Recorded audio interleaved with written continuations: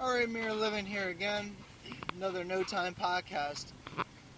I want to quickly go over this MovieSync Phenomena. I brought it up in the last podcast.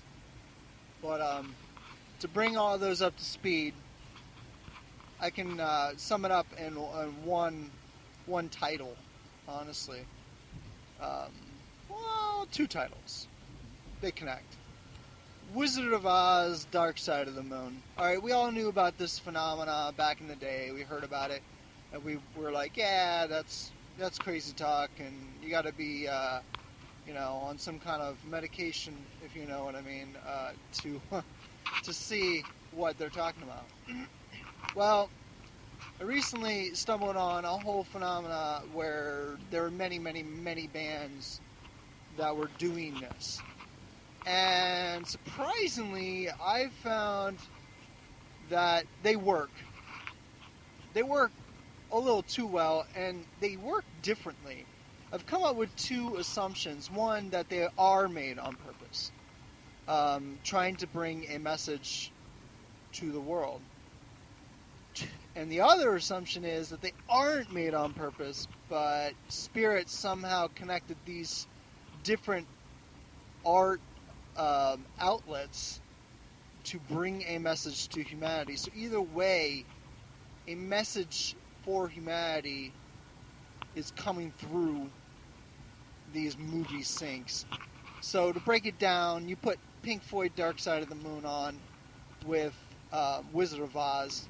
You start to finish, and I think you have to repeat the album over and over again right when the album ends. So you just keep it on repeat through the whole movie. I still haven't figured out how that works. It may be something really simple, but I'm looking at the aspect of this is back in the 70s, so it wasn't like they had computer software, editing programs, and that of that nature. So my only conclusion is that they just had a bunch of TVs going on at the same time and recorded different songs to specific parts. I don't know. But regardless, it works. I've done it for a few now. I've done it with some newer ones. Like the beginning of Avatar, I watched about 20 minutes of that, and it works really well with King of Limbs. I watched the Flaming Lips, Dark Side of the Moon, newest, it's supposed to be, it works with the Wizard of Oz. It's actually made to work with the Wizard of Oz, along with listening to Dark Side of the Moon by Pink Floyd. Fascinating stuff, okay?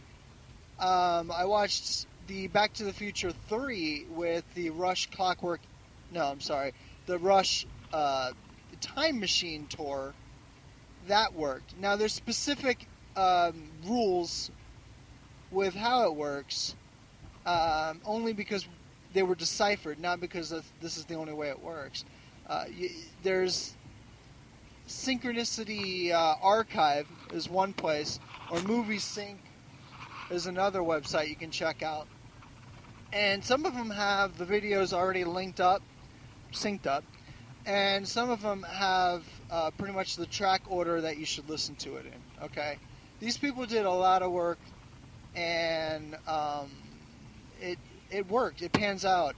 The Back to the Future 3 really stunned me because it was more about the lyrics of the song working with the visuals, and I don't even know how they did that with a concert. I mean, this stuff is just too weird.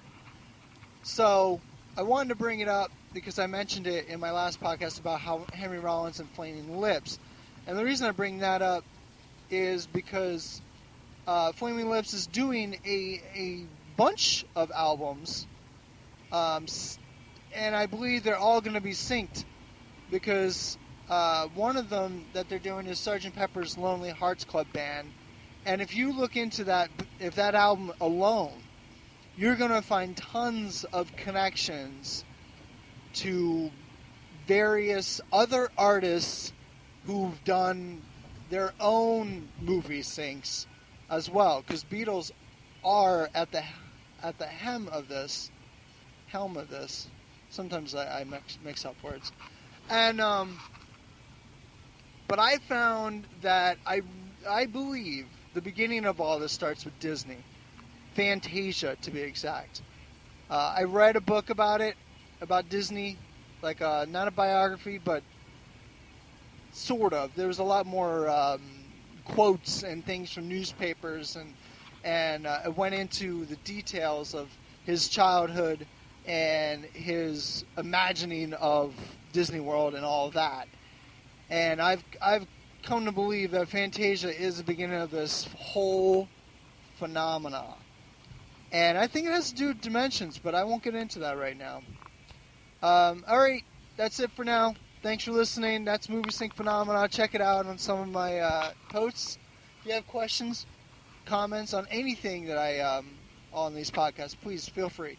Thank you. God bless.